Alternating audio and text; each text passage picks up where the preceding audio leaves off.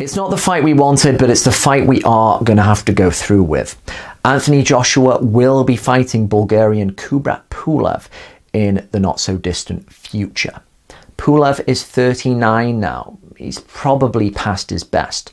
But he's got the kind of style where it's probably going to be hard to detect the creases, the faults in his armoury, because he fights at a quite relaxed pace and he has a very good left jab. Couple that with his pretty big physicality, and he's going to be one of the few people who I feel can compete with Joshua from the outside. After Klitschko, he's probably got the best jab AJ has had to deal with in his pro career thus far. Pulev's got about an 80-inch reach. He's got a lot of experience, and he's mentally tough as well. We saw him get up many times against Vladimir before getting absolutely starched. And he was trying to give it a go. And he's one of those guys who's kind of got that stoic temperament that if he does get hurt, he's just going to continue on and not do anything too rash and just try and get his boxing together.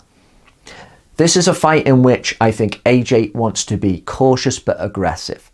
This is not like Andy Ruiz in the rematch. This isn't a guy who he's easily got for physical advantages, who he can just stay safe from the outside against. Pulev, for as long as he's in, will be threatening with the jab. He could turn it into the kind of tactical fight where it won't be a demanding pace, which will suit his 39 years. Joshua wants to push him back, use the double jab, use that athleticism, and line him up for the big shot. We are looking for a KO this time. And I think it's the safer route. It's the safer way to go about your work. Now with Pulev, he is a little bit upright as well.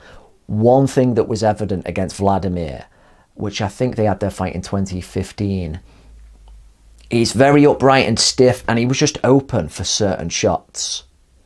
You push him back, he doesn't slip or move his head much. He's got that very composed, kind of solid style and a very accurate, powerful left jab. But Joshua should be able to find his head. And he's another guy, you could say almost along with Vladimir, virtually no inside fighting ability. And Joshua, for a big man, is good when he gets close. That's almost when he's more in his element. Joshua is a bit more of a George Foreman than he is a Muhammad Ali. He gets more into his groove when he pushes you back, gets in the mid-range, and starts letting go with the uppercuts and hooks. That's when he looks more natural to me.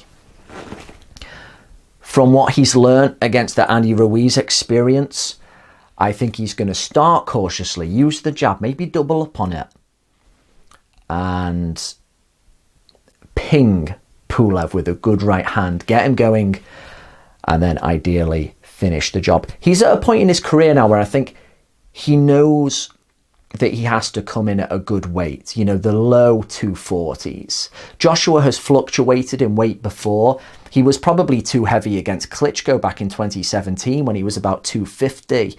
And that doesn't help him for his physiology. When he lets go with a lot of powerful shots, he releases a lot of energy and then he can become gassed very quickly. So try and be a bit leaner with the muscle. The power isn't going to go away. I think he's learnt these things now. And Pulev is of the type of quality where you know it's just not an easy fight. You have to show up good enough. I think Joshua will. He will box cautiously to start with. He will put his punches together nicely. And I would say, yes, try and actually close the gap, because Pulev hasn't shown me much wherewithal when it comes to closing the gap on him. He might try and clinch. No, go to work with the uppercuts and hooks and get him out of there. I'm expecting to see one of the better performances of Joshua's career, and to get Pulev, a very game Pulev, out of there, who may still cause a bit of trouble, in about round 6 or 7.